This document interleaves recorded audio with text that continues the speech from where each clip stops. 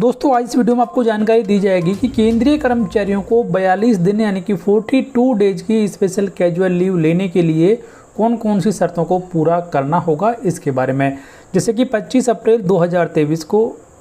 DOPT के द्वारा केंद्रीय कर्मचारियों को मिलने वाली स्पेशल कैजुअल लीव के बारे में एक महत्वपूर्ण ऑफिस मेमोरेंडम जारी किया गया था और इस ऑफिस मेमोरेंडम में कहा गया था कि यदि कोई केंद्रीय कर्मचारी अंगदान करता है तो उस केंद्रीय कर्मचारी को 30 दिन के बजाय 42 दिन की कैजुअल लीव दी जाएंगी। लेकिन कैजुअल लीव दिए जाने की कुछ शर्तें हैं, कुछ कंडीशंस हैं जिनको पूरा करने के बाद में ही उस सरकारी कर्मचारी को 42 डेज की स्पेशल कैजुअल लीव दी जाएंगी। तो उन सभी शर्तों के बारे में इस वीडियो में आपको जानकारी दी जाएगी। वीडियो को आप लास्ट तक जरूर देखें।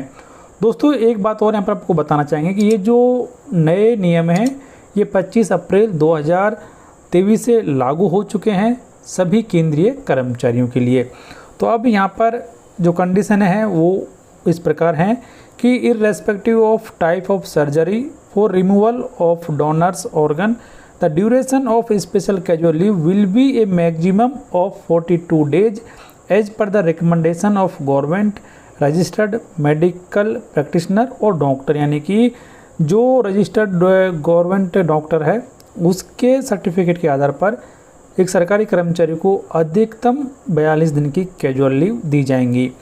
सेकेंड कंडीशन यहाँ पर कि the leave shall be granted to all types of living donors provided that donor had been duly approved for donation by the government registered medical practitioner as per the transplantation of human organ act, यानी कि ये इसके लिए भी जो doctor का certificate जरूरी है। The special casual leave shall not be combined with any other leave accept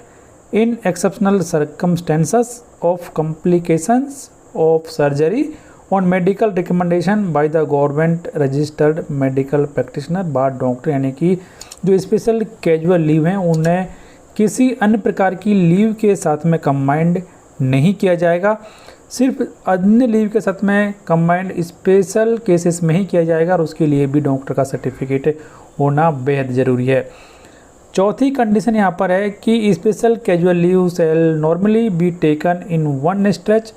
starting from the day of admission in the hospital. However in case of requirement it can be availed starting maximum 1 week prior to surgery on the recommendation of doctor, यानी कि जो special casual leave हैं उन्हें एक ही spell में दिया जाएगा और इसका फ़ायदा सरकारी कर्मचारी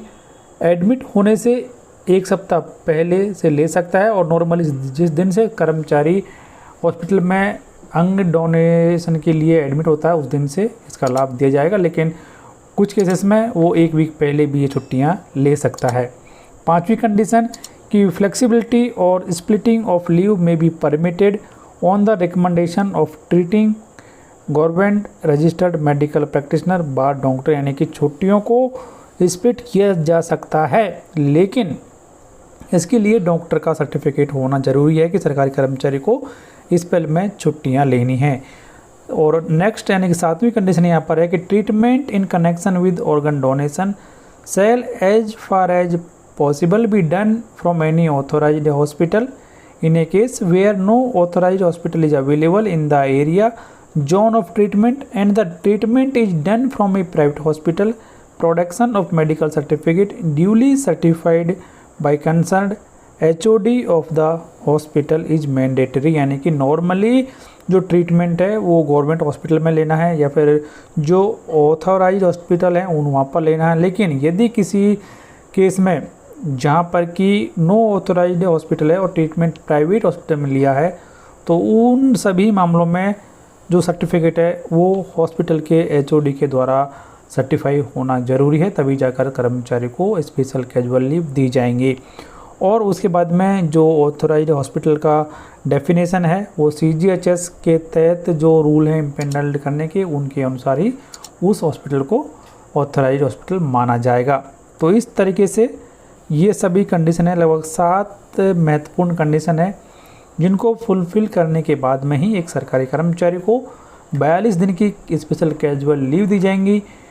ऑर्गन डोनेशन करने के मामलों में। तो इस आदेश की कॉपी आप हमारी वेबसाइट governmentemplloyeescorner.in से प्राप्त करें, जिसका लिंक इस वीडियो की डिस्क्रिप्शन में दिया गया है। वीडियो को लाइक करें, शेयर करें आपके दोस्तों के साथ।